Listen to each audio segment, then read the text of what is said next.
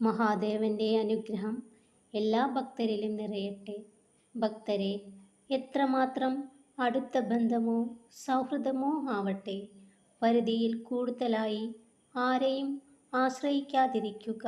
എന്തെന്നാൽ നൽകുന്നവർ അതിൻ്റെ കണക്കുകൾ സൂക്ഷിക്കുന്നുണ്ടെന്ന് മറക്കാതിരിക്കുക. മിതമായ ആശയങ്ങൾക്കാണ് ഹിതമായ ബന്ധങ്ങളെ നൽകാൻ കഴിയുന്നത്. ഒരുമിച്ച് നടന്നപ്പോൾ എന്ത് നേടി എന്നല്ല, തനിച്ചു നടന്നപ്പോൾ ഒരു പിൻവിളിക്ക് പോലും ആരും ഇല്ല എന്ന തിരിച്ചറിവാണ് ജീവിതം.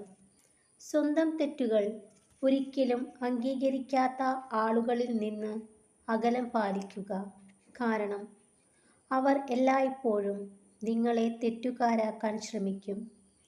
കുറച്ച് സന്തോഷിച്ചാൽ ഒത്തിരി സങ്കടപ്പെടേണ്ടി വരുമെന്ന് കരുതി സന്തോഷിക്കാതിരുന്നാൽ ജീവിതത്തിൽ സങ്കടപ്പെടുവാൻ മാത്രമേ സമയമുണ്ടാകൂ.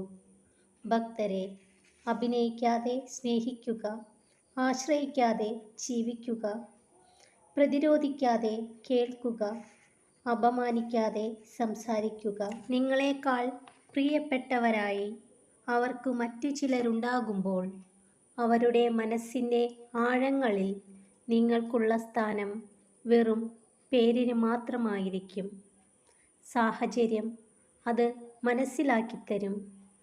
കൂടെയുള്ളവരെ നിങ്ങൾ ആത്മാർത്ഥമായി സ്നേഹിക്കുമ്പോൾ അവർക്ക് അവരുടേതായ ഇഷ്ടങ്ങൾ ഉണ്ടെന്ന് മറന്നു പോകരുത്.